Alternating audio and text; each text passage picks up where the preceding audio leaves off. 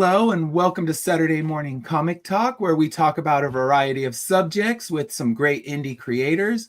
Today being the day after Valentine's Day, it's our kind of Valentine's Day special. So we'll ask a few questions that kind of pertain to Valentine's Day. I don't know what you guys did to celebrate Valentine's Day yesterday. And I went to a concert without my wife because she had studying to do, and she's like, "Go, we'll celebrate Valentine's Day when we don't have to wait 4 hours for a restaurant spot." So we're going to do ours tonight because, we've been together plenty of years, and it's, we've done plenty of Valentine's Days and waited hours to get in. And this year we were not ready to do that. So we're going to start off with some introductions. Actually, everyone today has been on the show before, so welcome back and thank you for coming back. I appreciate having you. So Sarah, tell us a little bit about yourself. I'm Sarah. I'm a comic book creator. I'm not the creator of Power Broker, but I am the publisher of Power Broker now. So that'll be the next one y'all be seeing. And also got a bunch of stuff in the works. I also do a little bit of drawing, a little bit of graphic design, a little bit of making stuff out of trash sometimes. Don't ask me to explain that one. It's just weird. Okay. Using that recycled art. I think that's what they called it when I was in college. And upcycling. Upcycling. There you go. Whatever. All right. So Ben, tell us a little bit about yourself. Hi, I'm Ben Lacey. I'm the creator of comics like Shark of War, Samson, and currently on Kickstarter, The Vicious Vixens of Dakawanga. I'm an engineer by training, but I'm now retired from that, and I guess I'm mostly a comic book creator now. I do all my writing, but I sometimes do some of the art, but mostly I'm now trying to outsource all the art and just focus on writing stories. Yeah, that's got to make it a lot easier. Letting someone else do the art, more expensive, but easier. I mean, because if you're trying to run it all, it's, I just wasn't good enough if it's an artist either. I mean, it's taking just way too much time too. Mm-hmm. So you need to have somebody who's actually one. And I didn't really want to be that. So that's the thing. All right, and Grant, tell us a little bit about yourself. Yeah, I'm Grant Lankard. I'm a comic book creator from Pittsburgh. My comic books are currently published through Comicsburg. My big comic book is Beowulf, which came out last year.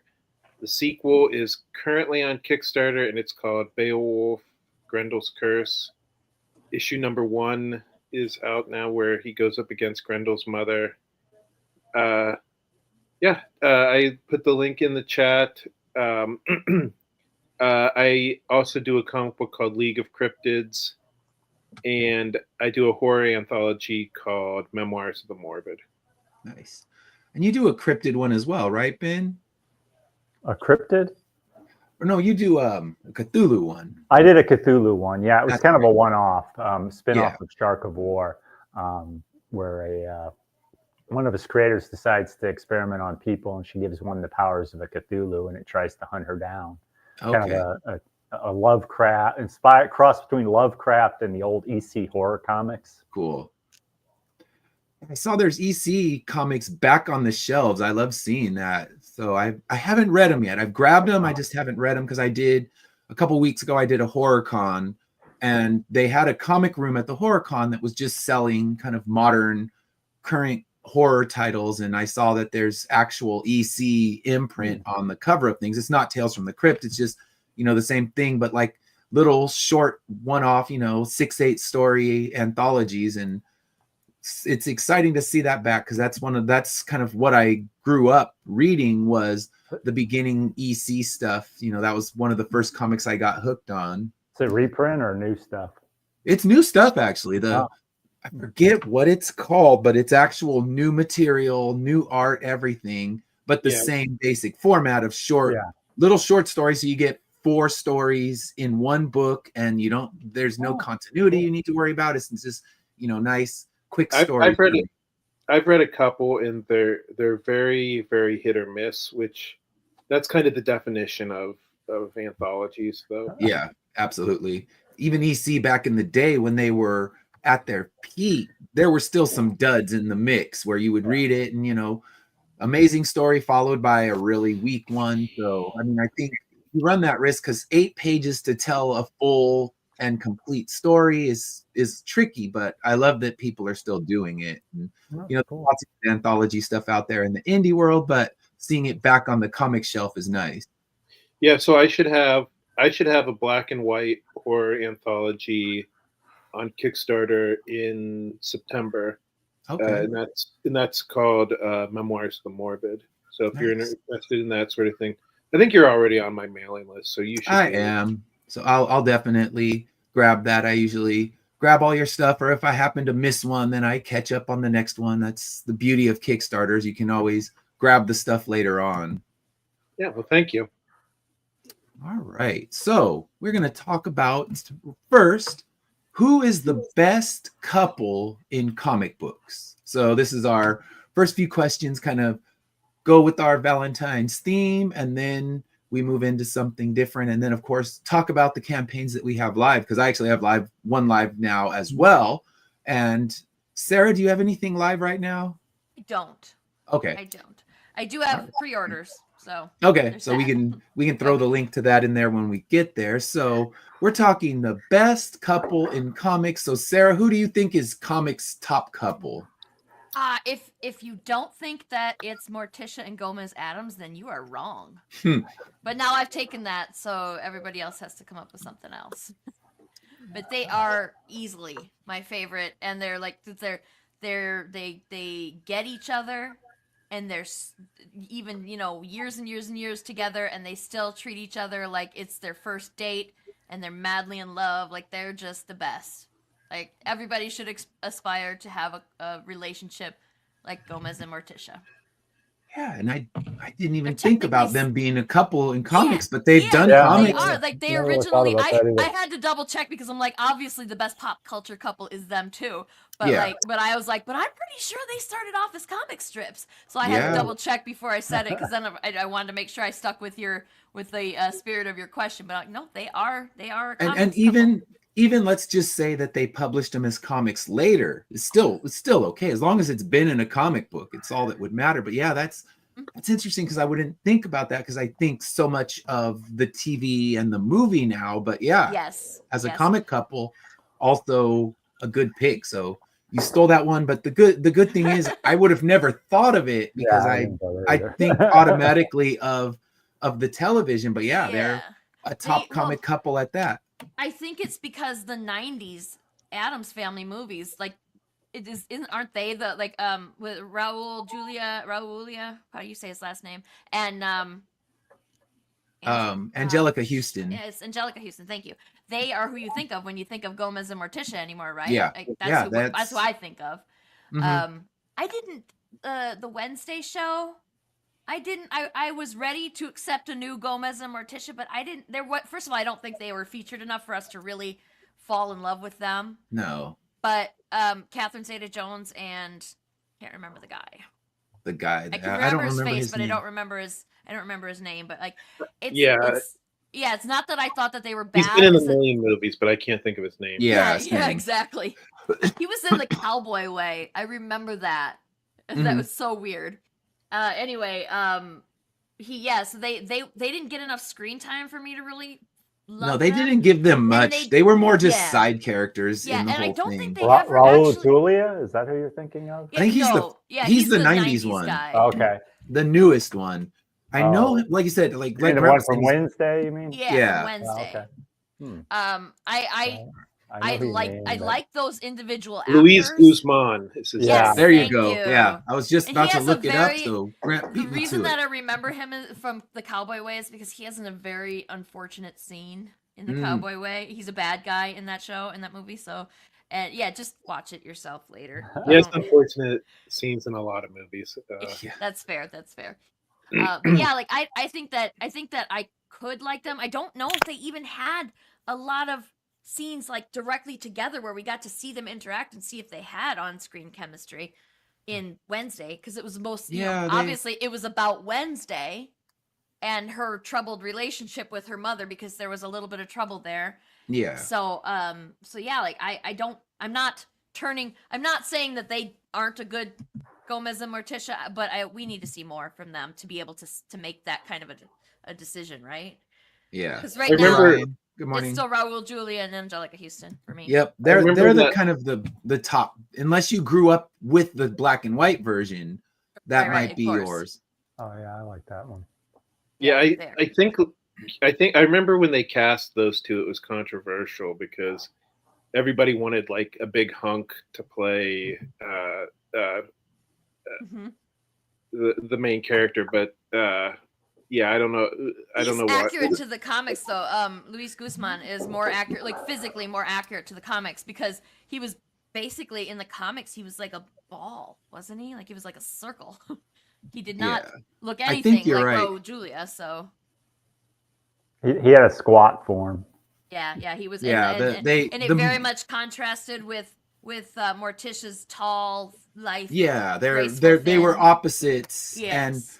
I don't think in the 60s TV, at least, we're not going to see that because 60s TV, you're going to get more trim and fit people out there. And Right. now we get one more comic accurate, but like you said, we didn't see enough of them to know where do they rank. Right now, they rank at the bottom of the couples, at least, you know, when we're Yeah. talking the 90s, the black and white, and then even the animated one, they go below the animated one. So, I'm all right. biased towards the 90s because I saw that first. Like, my mom watched the old TV shows all the time, and I know I've seen the 60s Addams Family, but I really started to pay attention after I had seen the 92 Addams Family. I think it was 92 Addams Yeah. Family movie, and so by then, like they were the Gomez and Morticia that I fell in love with. So the They were 60s your, one, yeah, they were your, it's not they that were they're what you recognized. and they were Mhm. so much more over the top that and outlandish that it was easy to laugh with them and love them.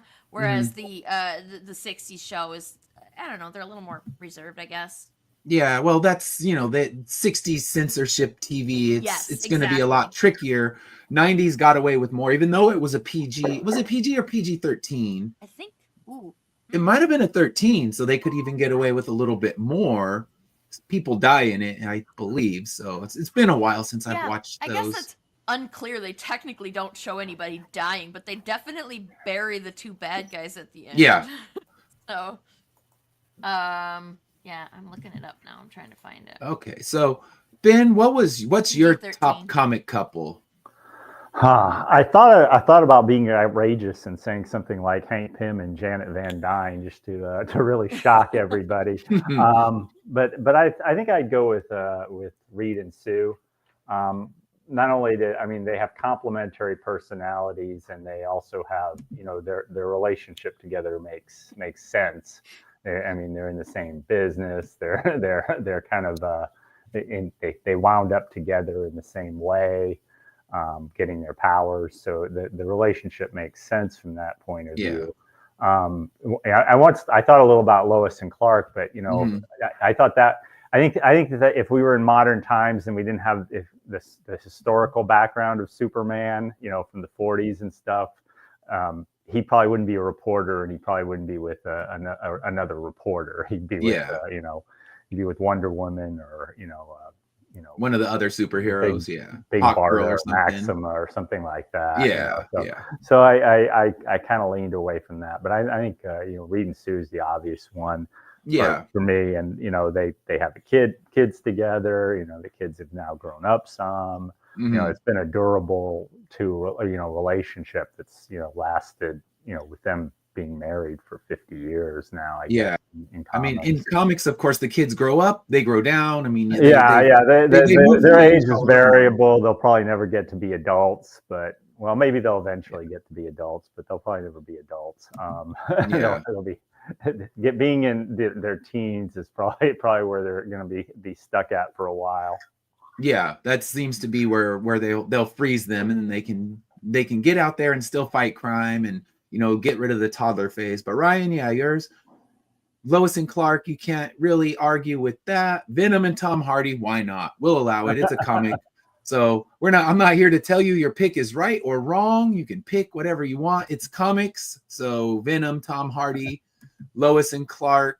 We got the Summers from Rob. I agree. That's a good one.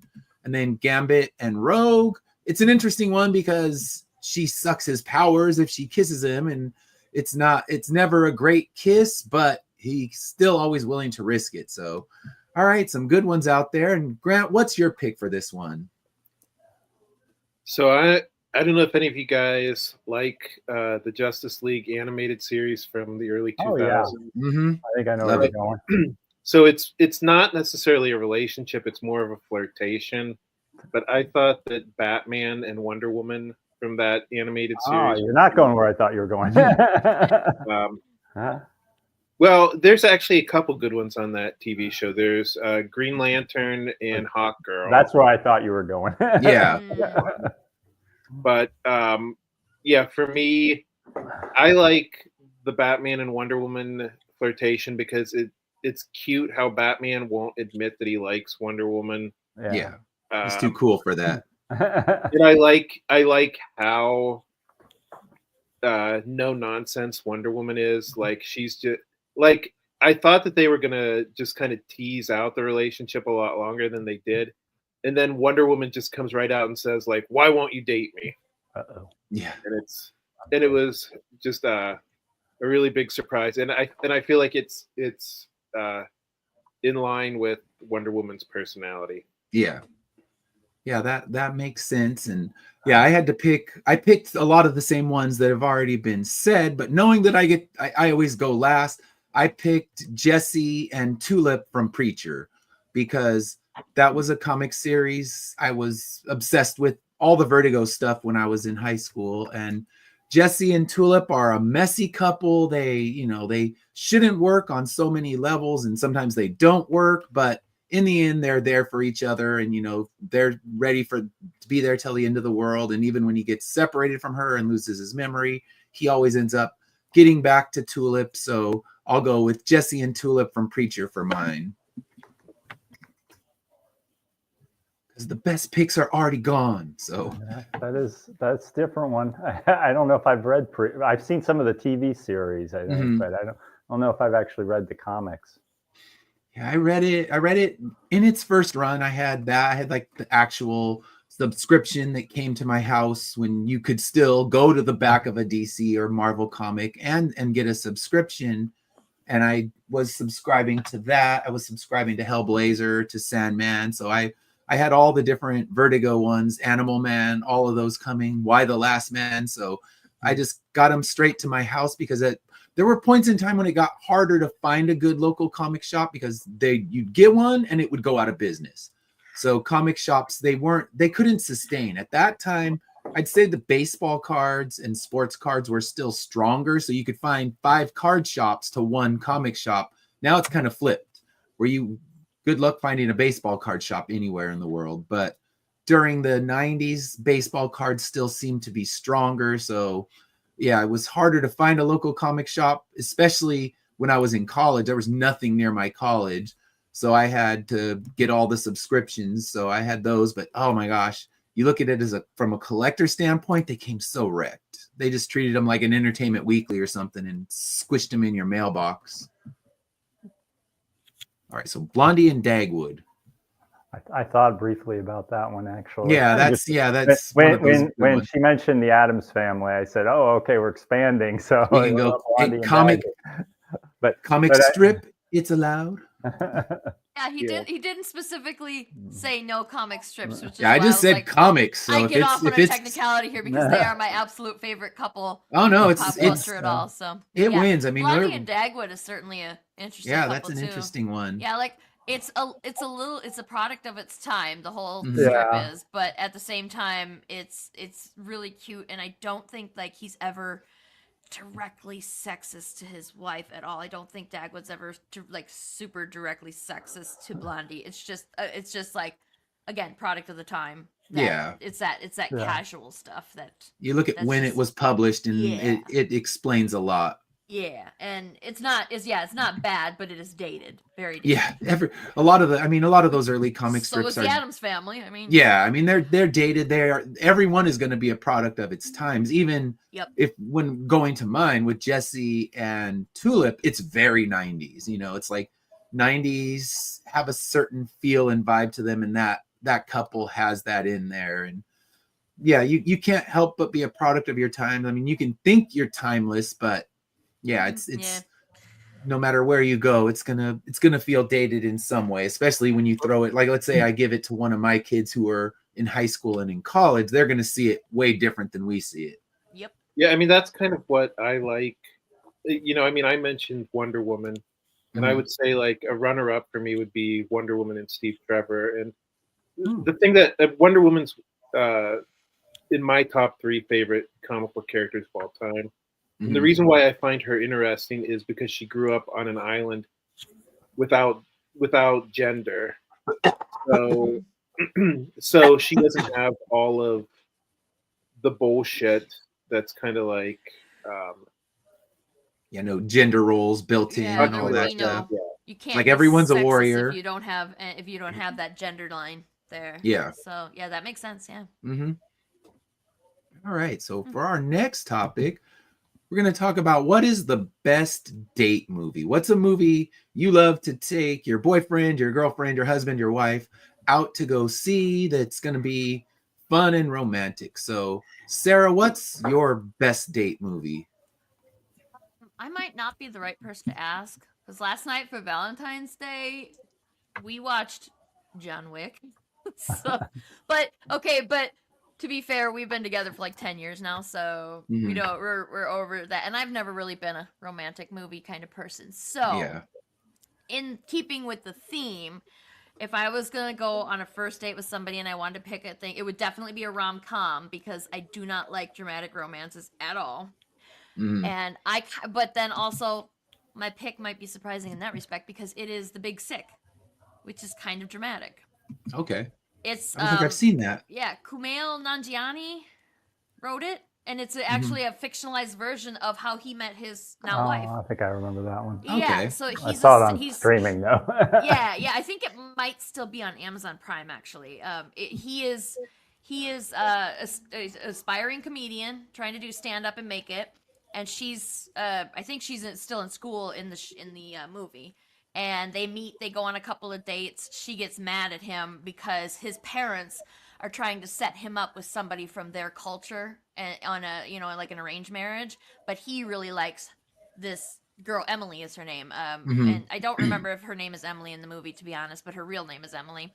And he wants to be with her. He wants to get to know her, and she rebuffs him when she finds out that he's going on all these other dates. And then she suddenly falls very ill and slips into a coma, and he tries to be there for her the whole Mhm. time. And eventually the story does not, when the movie ends, they are not like together forever. They are Okay. just it's the end that they kind of decide to go their own way, their own separate ways. And then at the end of the movie, she goes to see him at one of his shows, which signaling to him that, hey, maybe she is ready for this after all. Mhm. She changed her mind because she was very upset that he was dating other people, and then she Okay. saw how much trouble his parents were giving him about marrying within his culture. Mhm. And she at first she was disgusted by all the other dates that he was going on, and then it was that she didn't want to cause that rift in his Okay. family. And yeah, and it's a very sweet, heartwarming movie, and Mm. it's not ending with they're together forever. So especially if you're Yeah. on a first date kind of thing, it shows the dedication that he had to her, but also Mhm. that maybe they won't. I mean, Yeah. we know that they will because it's based on his marriage, but Yeah. Eventually they'll get there, but yeah, that sounds interesting. I like that because so many are so cliched and just terrible, and yeah. I can't watch those ones. But Some of my that other sounds like it picks were still like, has nuance to it. yeah, I don't like the ones like the ones where it's all they get together and then they have something break them up and then they get back together and it's obvious they're going to be together forever. I don't like those movies. I don't like them. Yeah. All right. So Ben, what's your pick for this one? Well, I had little trouble with this one. I thought about it for a while. You know, my idea of a good date movie has to be one that's broadly appealing to most men and most women. Yeah. I mentioned to my wife, she suggested Bridget Jones Diaries because it's a new one on streaming, and I was like, yeah, that's a movie most men will tolerate, but probably not one like. that most will like. and the new one isn't even on the movie theater unless you're in Europe. Okay. The one I came up with, I thought would work for everybody. It goes back a little ways. It's Romancing the Stone, with Michael Douglas and Catherine. Dang it, now I'm blanking on her last name. Was it Catherine? No, it wasn't Catherine O'Hare. Not her. It was. No. Yeah, I know what you're. Yeah. Now search it up real quick. So I thought that was a movie. You know, it had Kathleen Turner. Yeah, there we go. All right. Yeah, it has both, you know, some action. It's got some romance. It's got some comedy. It's got a little bit of everything. So I think it works. You know, it works well for a broad appeal. Yeah, to I'd say people. so. And you know, I don't think they make many movies like that now. I mean, a lot of people like to go to superhero movies. You know, they're big summer popcorn movies. But I don't know if those count as date movies, really. Not really. I think a But lot of even women though a lot of people tolerate go to them. them, but so I thought something like that. And then they made recently they did another a kind of a movie like that with Channing Tatum and was it Sandra Bullock? The Lost City. That is such a stupid movie, and I love it. Yeah, that's kind of like a poor man's version of Romancing the Stone, I think. Yeah. Absolutely. I love how that movie, again, so dumb. It's great. You should watch it. But yeah, it was fun enough on streaming. but you know, that kind of movie doesn't get made a lot nowadays. No, yeah, you don't see I was that. going to bring that up too. I was gonna say I think romantic comedies are kind of a lost art form now. Yeah. Yeah. Well, this one was good because it That's had action very in it true. too. So you know, it wasn't just a rom-com kind of thing. Yeah, they're building the romance while continuing the adventure. Yeah. Yeah, what you said, Grant. I was looking at my list, and like at the top of my list is The Big Sick, but like all the other movies that I picked as my just in cases are all from the early 2000s or before, because they really don't make romantic, especially romantic action comedies. Like, yeah, you don't see that anymore. So like The Mummy, God, I can't even think of anymore. Yeah, The Mummy is the only one I can think of. That's a good one too. And I guess what it comes down to is, for me, if there's a great romantic comedy that my wife really wants to see, we would go see it as a date movie. But the romantic movie, not even romantic, but best date movie, doesn't have to be a romantic movie, would be something like The Conjuring, because that's going to get her like right next to me. And she's going to be holding on to me for dear life, watching this movie. And if we're watching one of these, you know, heavy-handed romantic movies, because romantic comedies, like you said, we don't see them much anymore, she's going to be bawling by the end. She's not going to want to be right there next to me, where if you throw a good horror movie, she's like connected to me the entire movie. And that's a better date movie than something where she's going to be crying and depressed for the rest of the evening when we get home. So I'll go with something. I won't say The Conjuring, because that universe has kind of fallen to the wayside, but a good horror movie that's loaded with suspense, that's the kind that's going to get her. Even now, we could watch the either of the Smile movies anytime, and she's just freaking right out. So yeah, that's good, because she'll be, you know, half an inch away from me the entire movie. So I call those ones for a win. And then there was a good romantic comedy, we would see it, because I think like the last one I can remember her getting excited about was, like Ben was saying, like Bridget Jones and Notting Hill, stuff like that. But you don't see those kind of movies especially make it to the theater. They all seem to just get dumped straight to streaming somewhere now. Right. I guess because they're cheap, they don't need to worry about throwing the theater. Like when you say dumped to streaming, I don't think that's. I think that was a pandemic thing more than it was. Yeah, I guess so. Well, I guess what I was trying to say was like I think a lot of these movie studios make movies specifically for streaming, and it's like it used to be like that was like, oh, that's where all the bad movies, like movies that can't get released in theaters go. But now it feels like you know, the movies that are going to streaming are sometimes better than the movies that are going to theaters, you know.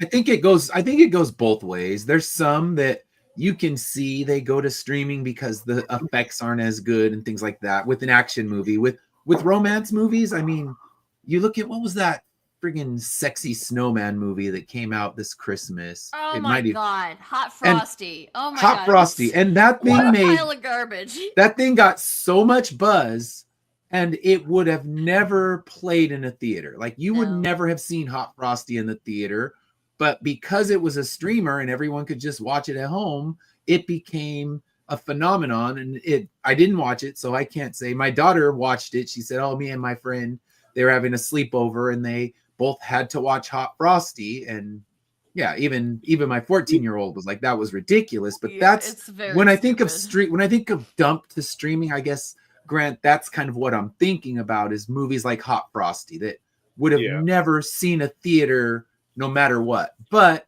can still become a huge event on streaming, and everyone starts to talk about it. It gets buzz that in a theater it would have just zipped right through the theaters and got no buzz. Kind of like that movie with The Rock, I forget what that thing was called. The Christmas movie with The Rock and Chris Evans. Red One. No, Red Yeah. One. Red One, That yeah. one got a little bit of theater. They put it on streaming and it got new life, and everyone started to talk about it. And its theatrical run was brief to say the least. I mean, it was 1 or 2 weeks and it was gone and not even thought about. But Yeah. then when it hit streaming, it got new life. So Yeah. There are some so some many that are made for movies. streaming do different, but some I just think about like they're gonna throw them on streaming and see what happens. And a lot of times it gets better buzz than it deserves. There's a lot of movies out there that I'll see that it's going to be in the theater, and I'll be like, I'm not prepared to spend 15 or 20 bucks to go see this when I know it'll be out in a month or 6 weeks on streaming. They don't wait anymore. Like there's Yeah, the uh, turnaround's quick. what was Barbie? Barbie was a couple years ago, and it was Mhm. out on streaming. Actually, Nosferatu was a more recent one. It was Mhm. out on streaming long before it got out of the theaters. I'm not even sure if it might still even be in the I theater. think it's still here. playing in some theaters. Yeah, It's funny, you know. My wife and I were talking about this, and we were talking, and like, I know like a big news thing is that people don't want to go to the movies anymore.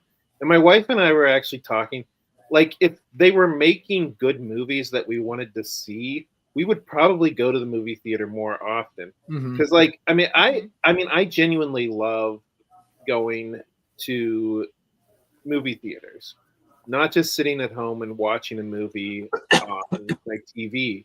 Mhm. But they just don't, like, there aren't any movies coming out that I'm interested in seeing. Like I was trying to force myself to get excited about the new Captain America movie, and I just can't do it. Yeah, I don't think anyone can. Looking at how it's been performing, it's just people want to be pumped up for a Marvel movie again. That hype. But I think Fantastic Four might be the first one to generate that kind of excitement and buzz again. Where Captain America without Steve Rogers, it's people will wait for Disney Plus because they know, like Sarah said, it's going to be very quick.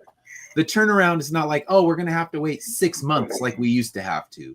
6 We used to have weeks to at wait the years, most. didn't we? I remember It- being a it could kid be a and thinking that it long was time. years. Yeah, sometimes with DVDs, it would be definitely a much longer cycle Yeah. back in the DVD and VHS days.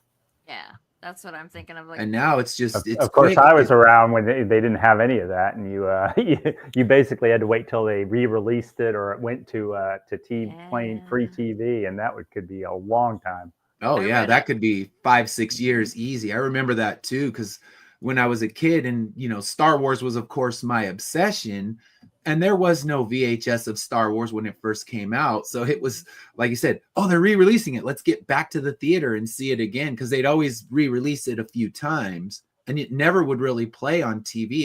Can't remember seeing Star Wars. I would see the making of Star Wars on TV, and that would be an event just to tune in for that. mm, I think streaming has become a kind of a dumping ground for like mid-tier movies that have like big, like there's the one with The Rock and Ryan Reynolds and Gal Gadot that was on Netflix, kind of an action that one's thing. Red Notice. Yeah, Red Yeah. Notice. That was. Yeah, I said Red Notice for the Chris Evans Christmas thing, but it was I don't know if you liked it or Red not, but everything. I thought it was pretty crappy. But it had big stars in it, so it Even got finish a it lot because of I was a lot of bored. buzz. So, but it wasn't a very good movie. And then No. they've got, Netflix seems to do that a lot. They've got a couple other movies out with big names on them, and I look at them and like, yeah, this doesn't even sound that They good. also have some movies that they put out to streaming that are amazing and absolutely deserve a theatrical release. Yeah, And they're all animated. I can think That's about what pisses me Prey. off. The Sea Beast and Nimona so deserved theatrical releases, and they didn't get them. Yeah, Both I mean, of I those look at the Prey movie, when they released that, Sorry, and they yeah. did a screening at Comic-Con in San Diego, and the buzz was gigantic. People were excited, and it went to streaming, and that movie deserved to be seen in a theater. That was one that was worthy of the theater, but after the last dumpster fire Predator movie, they didn't want to trust it because it was just Was it, oh my utter- god, female lead, or what was about? no, like, there was so much the one stuff about before it. Prey was just, I don't know what it was. It was a fucking Was that the garbage. Predator versus Alien one? No, there was one. Yeah, and I they were didn't on see this that military base, and there was this little kid, and I forget, but I'm a Predator apologist. Like, if a Predator's killing some people, I'm pretty much gonna be entertained. And that was some dog shit. I was fucking pissed. My whole family started the movie with me. None of them finished it. So I forget what that one was called, but yeah, there was the one with I think it was just called Predator. What's it was called? The Yeah. Predator. it was The Predator The from Predator. 2018. I didn't see that, And but everybody said that's like the worst. And the it crazy is thing the lowest bar. And after The Predator came out, no one trusted that there was going to be a good Predator movie again. So they quite literally just didn't release Prey into the theater because they thought, well, we saw what happened with The Predator. But the difference is one was a good movie. And I don't care about female lead, male lead, just make an entertaining movie. And The Predator, if you can't entertain someone who will not, I mean, I'm not picky, just Predator kill people, I'm happy. But this one, oof, it was next level bad. I think I blocked it out. I don't remember anything about it besides being angry when it finished. And my family's like, did you finish it last night? I'm like, yes, I was gonna battle through that shit, falling asleep on the couch multiple times, but I was not gonna give in. Like, I will finish this stupid movie. And I did, unfortunately. Don't do this to yourself. You owe yourself not to watch that movie. Speaking of date movies, worst date movie, That's how you really The feel. Predator. What's that? Tell us how you really feel. Okay. I won't hold back next time. Yeah, so if the maker of The Predator's out there, I don't know. I was going to be meaner, but I'll stop being mean now. I'll save it for something else when I need to be mean. All right, so let's switch subjects and I'll stop ranting about Predators.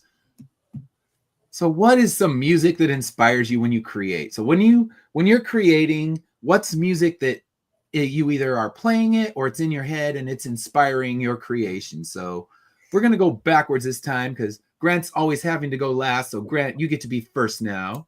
And Ben, you stay in the middle. So Ben's spot doesn't change. So Grant, what's music that inspires you when you're creating?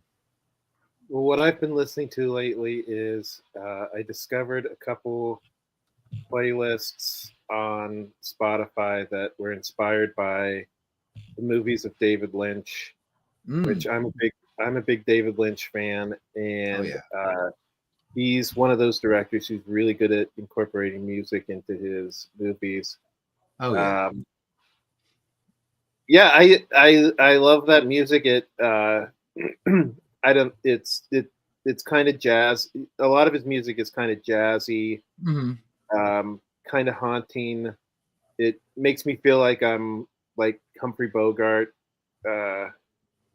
like, you know, like I should be wearing like a fedora and like calling women dames and stuff like that. Yeah, I don't know.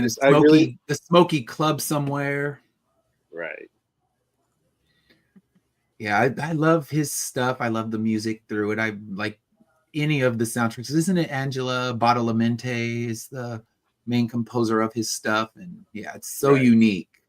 Gotta love that. So good pick. So Ben, what's the music that inspires you when you're creating? Well, again, giving away my age, it's classic rock, you know, Hotel California, American Pie, Pink Floyd, stuff like that. 70s, 80s kind of music. Usually, you know, with a a somber beat. Nah. Yeah. Kind of an epic Makes sense. sound to it. Yeah. So what works for you, Sarah? When I'm trying to do some creative work, I like to listen to video game soundtracks. There's a couple. I like Skyrim is always a classic, that comes to mind. It's just that kind of thematic orchestral music that and there's another game that's really good and I cannot for the life of me remember it. But a lot of video game soundtracks are super underrated. Yeah. And so I like listening to them even if I've never played the game before, which is probably why I can't remember half the names of the games that they're from. If you haven't played them, they're not going to resonate. You're just going to know, oh, that's cool music. I know my daughter always plays the music from Undertale, and that's, it's that 8-bit sound, but then there's even an orchestral version that they did in Japan where they made an orchestra come in and rewrite all the songs to give them bigger, more sweeping, epic sound. And yeah, that's kind of good background music I could see, because I know that when I'm upstairs, she's listening to that a lot to try to concentrate. So video game music can definitely do it because it's sweeping, it's epic, it's big, and it's kind of giving you scenes in your head as you're writing. So I can see how video game music would be strong for that. Yeah, what was it? Disco Elysium, I think, was Jeffrey was playing that a while recently, and I started to find myself paying attention just because the music was drawing me in. Yeah. And I still not quite sure what the hell's going on in the game, to be honest, but the music is really fun. Yeah, that's good. I mean, when I'm doing my creating, I can't have lyrics. Lyrics distract me. So I have to play anything. So like video game music would be good. And it's a genre called post rock. So it's all instrumental, and it really works because it's got kind of almost this post-apocalyptic vibe to it. And one of my favorite bands to listen to is Godspeed You Black Emperor. And their music, it's been defined as the music that will the soundtrack for the end of the world, and it kind of fits that motif well. And I'm just concentrating on the vibe that the music's creating, not the lyrics, because lyrics just throw me off. And I've tried to play lyrics for different songs when I'm writing, and I end up just focused on the lyrics. So I've gone to purely instrumental. Even once in a while, I'll play movie soundtracks. So when I was writing my Dracula versus Sherlock Holmes, I was playing the Bram Stoker's Dracula soundtrack for that one because it kind of fit that theme that I was going for. So just for me, anything good and instrumental that's got kind of a dark edge, that's what I want to play. All right, so we're going to talk about some campaigns now. I have a few promo ads I need to play. So what we'll do is we'll play one of the promo ads, and then we'll let you talk about your campaign. So Ben, you haven't got to go first yet, so you can talk about your campaign first, then Grant, and then I will go last. So let me grab up our first of our promo ads. All right.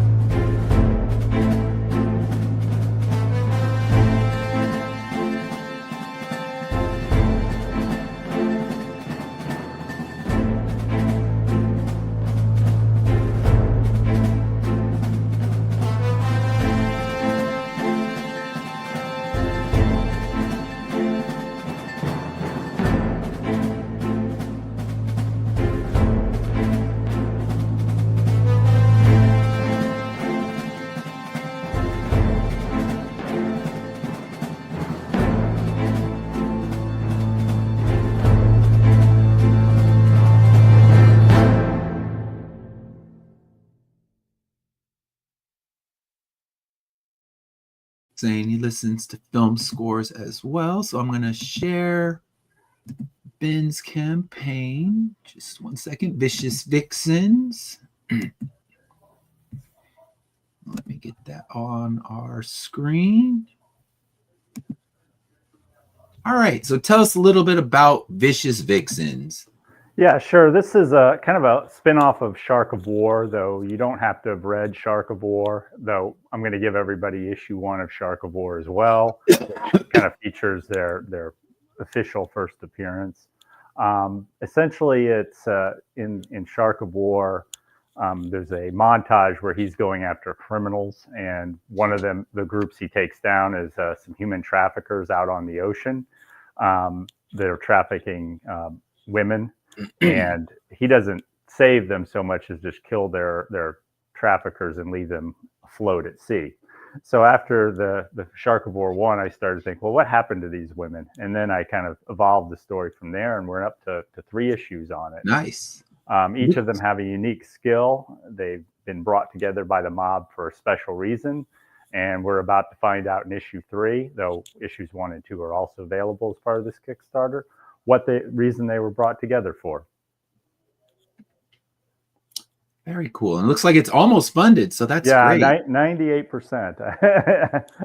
Gotta love that. I'm hoping to hit some stretch goals here. Yeah. And I will get through, and I will definitely back this and back Grants. I like to always back your guys' stuff. I just haven't had a chance. I was so sick last week. I barely survived the week, but I'm getting better. I'm still not 100%, but I'm hoping by Monday I'm back to normal, because I got to go teach 3rd graders, and they don't make it that easy. It's like, oh, he's feeling sick, let's be nice today. It's like, nope. They smell the blood in the water, and you're dead if you can't handle it. So I'm hoping I'm back in form again. I'm continuing my covers of cosplayers doing each of the Vixens. Issue 2, I had Blondie and Big Sis, and issue 3 we have Fiji and Knives. So there we go. Yeah, that's cool. So you found. So where did you find the cosplayers? Did you just find them online, or were they someone you found at a con? I found them on Fiverr, actually. They're they're models who do. Normally, people will send them products to take pictures with, so they'll pose with your product. So I was like, hey, would you be willing to cosplay as this character? And they're like, yeah, sure. Cool. Some of them were pretty enthusiastic. Some people are like, nah, I don't want to do that. But makes sense. And, for Fiji, it was an effort, because there's obviously Fiji's a population of less than 1 million people. So the woman here is Thai. Okay. And it's about as close as I could get. And of course, the woman doing Knives is from Venezuela, so she's accurate to the comic. Very cool. They're all, most of them are Central American women. Okay, that's awesome. Yeah, I love the covers, and cosplay covers are great. I've always wanted to do one for Immortal Air. I haven't reached out to the right people. I guess I've reached out to some, but I need to try where you went. So Fiverr, you were saying? Yeah, well, I was doing, I use Fiverr for different things, and so I started to see that they had, people like that were doing modeling on there too. So yeah, these 2 actually included little video clips of them in costume playing the characters too. So it's in my both in my promo video and separate videos on the site. Okay. Let me see. I'm going to throw it in the chat on our Facebook as well, so we can get it on there, and I'll put it in the YouTube one as well. So this is Vixens 1 through 3. Definitely get in there and back that one.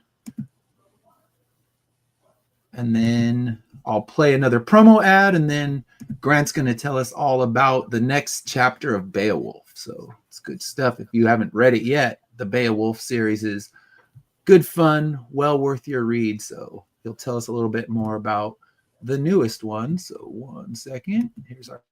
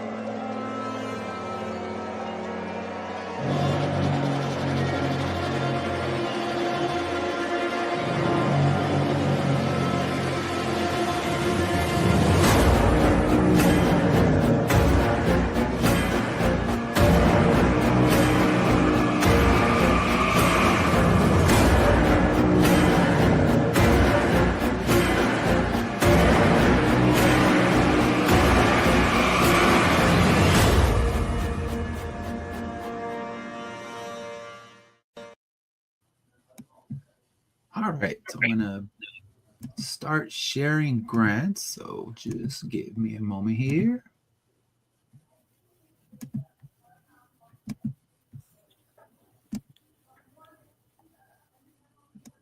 All right, Grant, tell us about Beowulf, Grendel's Yes, Curse. this is a sequel slash prequel to the miniseries that came out last year. You can check out the trade paperback. It's an add-on in there, and I have a catch-up tier, but you don't really need to know. I always include a the story so far page at the beginning of every comic book. Mhm. But yeah, so Beowulf is finally going up against Grendel and Grendel's mother, because that was the story. That was the question I always got at conventions, like, why doesn't he fight Grendel?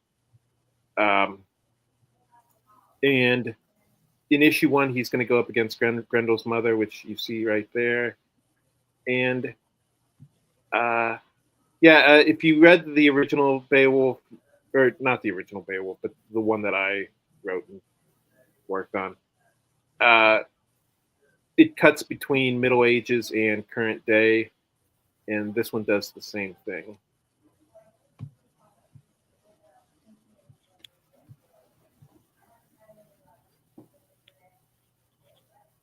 So you move back and forth in time. I remember that in your Yeah. original series. And Beowulf's kind of spirit guide is Mooney, which is the little white cat that you see right there. Mm-hmm. And he's based on my real life cat Mooney, Very cool. who passed away about a year and a half ago. And then these are some of the add-ons you can get. You can get my League of Cryptids comic book, and you can get Memoirs of the Morbid, which is the EC style horror anthology that I do. And that's, you said you have a new one coming out September for that one? Yeah. Okay, excellent. And that'll be the third one. I am a sucker for good anthology stuff. That is always something I'm searching out. So I'll be getting some add-ons with that. I don't know if I have that particular series, so I have to double check. I know I have Beowulf, but I don't know if I got your anthology one. So I got to check that out and kind of go back in my previous backing and see what I actually have. Well, it's been almost 2 years since one of these volumes came out. So okay, I think I started with Beowulf with yours, so I might have missed that one. So that's good. Yeah. I can catch up. That's what matters. So exactly. All right. I'm going to play our last promo spot, and then after that, we'll let Sarah share, and then I will go last and talk about what I have going on. So let me see. This is for Brett. I know he just put his up yesterday for the Mobamoles, and I believe it already funded. So.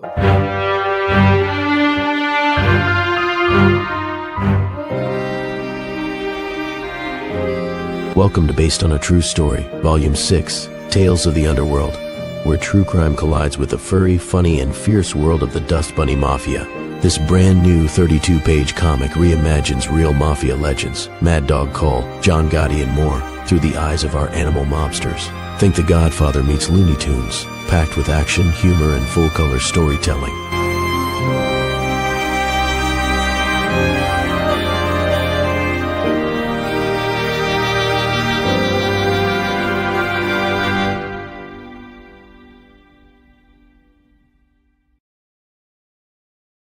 Take a look at Sarah's.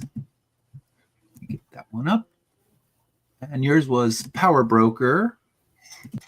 Still doing Power Broker. I don't have anything new, so since you have a moment from me, I'm just going to show off what I already got. Okay. Power Broker is I know a couple of people had mentioned that they didn't get in while it was still live, but the pre-order's been up now, so you can still get in on it.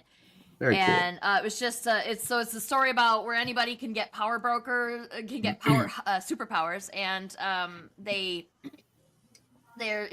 it's being traded as a high, big industry, big high paying thing, so ultra rich people can get the perfectly curated powers of whatever they want, because they can afford it. But if people who, like, you know, normal people like us who Mhm. want something, they can scrape together the cash. They can go to what's called a chop shop, which is not a good idea because Hmm. you'll get horrible mutations sometimes. Sometimes it works out, but usually what ends up happening is you end up with a horrible mutation, you go crazy, you do something happens, you die sometimes.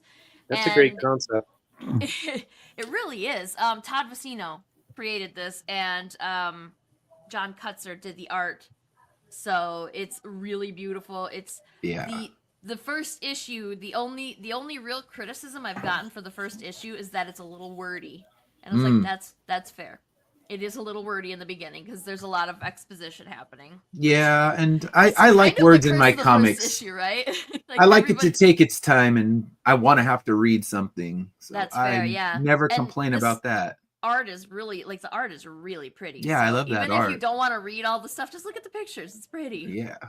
And so I'm kind of taking my time with delivering this, I guess, but because we're trying a new printer, and everybody's been real nice, real cool about it. So I'm hoping that we'll get it. We will get stuff. We'll be shipping here within the next week or so. But yeah, like if you can still get the books because I have enough to fill a couple of pre-orders, and I'll just close the pre-orders when I run out of extra copies. So that's how Excellent. it'll go. And Sounds it's good. real fun. And I've got issues 1 through 5 available, so we'll be Awesome. you'll be able to catch up if you want to. Otherwise, you can just get the digital. That'll be available the foreseeable future, I guess. I'm gonna get that up on Drive Through, and what's the other one? There's like 3 of them now, isn't there? There's one on Amazon. There's the digital comics ones. So Mhm. Yeah, I haven't used that yet, but I know you'll have to tell me how it is because I've never used that, and that Drive sounds Through is easy enough. Okay. The other ones I have not been on yet, so I will find out and I'll tell you. perfect. All right. So last one we'll talk about is mine. I generally just play my video, talk a little bit about it, and move on. So let me grab the video for it.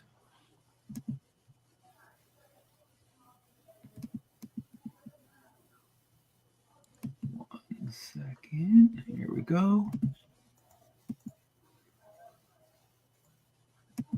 Bicentennial Special. For 200 years, we have been blessed with the greatest gift ever bestowed upon humanity, immortality. Now we all live in a world without the fear of death and loss, a world where we know that our loved ones will always be with us. On January 1st, in the year 2000, we gained this glory. We interrupt this special with breaking news. The control center of our beloved Guardian Force has been infiltrated by a dangerous terrorist group from the underground. This group was founded by known criminal Dr. Man, who fled the surface years ago, rather than face trial for his heinous crimes. This group is the greatest threat to our immortal gift, as we have confirmed that their primary agenda is to restore the life cycle of the Death Era. We have positively identified Miguel Ayala and Aroni Hope as the primary culprits in this invasion. These are the same terrorists who inflicted millions of dollars of damage to Payne Valley Medical Center, while also injuring numerous Guardians. Rest assured that our president has dispatched his elite forces to assure that this threat is stopped quickly and that our immortality will remain unthreatened. For more details about this invasion, tune in to our 10 o'clock coverage. We'll return you to the Bicentennial Special after a word from our sponsors. Our campaign for issue 10 features many exciting rewards for returning readers, as well as those brand new to the Immortal Era universe. This campaign also includes a Garbage Pail Kids homage cover by James Michael Hammond, limited to only 100 copies. With numerous physical and digital rewards, there's something for all readers. All right, so that is Immortal Era 10. So it's on its 10th issue right now, and it kind of tells about a world where everyone has become immortal and them trying to bring death back into the world. And of course, what we saw in the video is they're considered the enemies of the world because they're trying to make immortality go away, and there's plenty of people who want to keep immortality exactly the way it is. So in this issue, they've infiltrated the control center, and they're trying to find the newest relic that they need to bring death back in the world. And of course, things never go right. And this is kind of getting ready to close out our second story arc, where they're going to hopefully make the next step to getting death back. And I tell people this all the time, issue 12 is where I kind of blow up the world. And from there on, things just go completely chaotic. So should be fun to get us there. I have the art done for 10, 11, and 12. So we should have all 3 released pretty quickly this year and close out that story arc and then put together the second trade. So I don't want to spend too much time on mine, but it's live right now. So if you get a chance, go check it out. It's close to funded. We're like 500 away. So we're close to that goal. We still have 22 days left. So I feel confident we'll get there. Just try to get that one last little push, and then I'll kind of share that. It's in the chat as well. So yeah, check out all the campaigns we've talked about today. Some really good stuff out there. I've backed Ben, I've backed Grant plenty of times, and trust me, you'll get good product. It'll be worth it. And Sarah, now that I need to go and check out that issue 1, because before you were saying you were building it, I think the last time you were on. So now I have no more excuses. I need to get out there and get that one added to my list. Absolutely. All right, so let's close it out. Kind of tell us where we can find you and what you have going on. So Sarah, where can we find you at?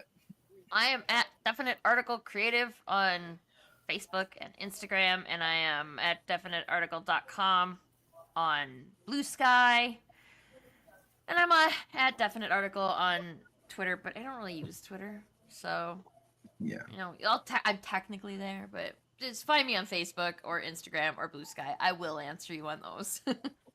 sounds good. All right, Ben, where can we find you? Yeah, I'm at bitingcomics.com. If you sign up for my newsletter, I'll send you a free digital copy of Shark of War and the Vicious Vixens. I also on BLacy1, that's BLACY1 on Twitter, and Shark of War on Facebook. Sounds good. Grant, where can we find you at? So my name is Grant Lankard. It's a pretty distinct name. If you search most of the major social media networks, except for Twitter, because I'm not on Twitter anymore because I hated it.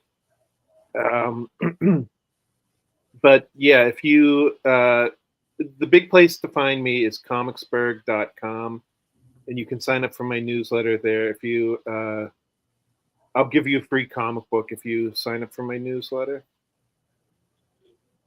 Sounds good. Yeah, and Grant, I'm kind of using what you talked about, putting in that previously on in my book. I hadn't done that before, but I think the last time you were on, you said something about that. I'm like, you know what? I need to do that, especially 10 issues in, and it's like you have a lot to catch up on. So I'm taking that idea because I love how you do that, and that way, even if you haven't read it, you can jump right in, read your little previously on, and dive right into the story. So yeah, thank you all for coming on. Check out their campaigns. It's good stuff. And we will see you same time, same place next week. Thank you.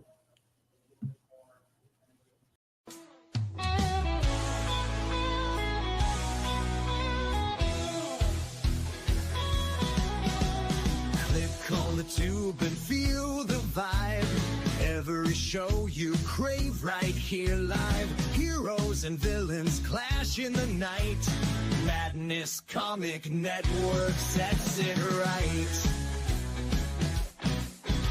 Scroll through the list, find what you need. Epic battles and fast-paced speed. From capes to cosmic space delight. Tune in and watch your favorites ignite. On Facebook, share the thrill so grand. On X, the buzz across the land. Madness Comic Network all around. In every episode, joy is found.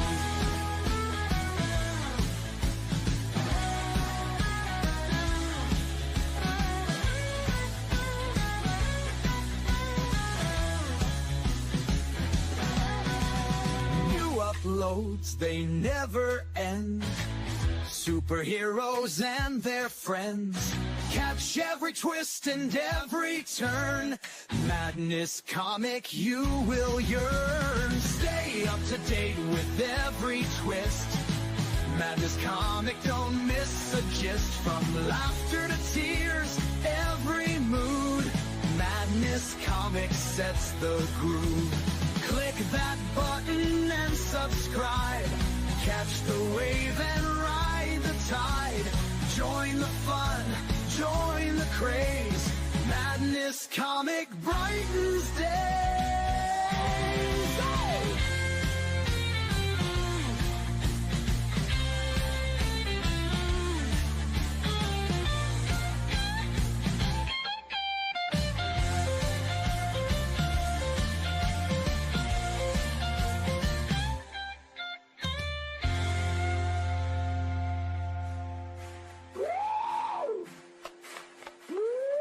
New uploads, they never end. Superheroes and their friends, catch every twist and every turn. Madness Comic, you will yearn. Stay up to date with every twist. Madness Comic, don't miss a gist. From laughter to tears, every mood. Madness Comic sets the groove. Click that button and subscribe. Catch the wave and ride the tide. Join the fun, join the craze. Madness Comic bright.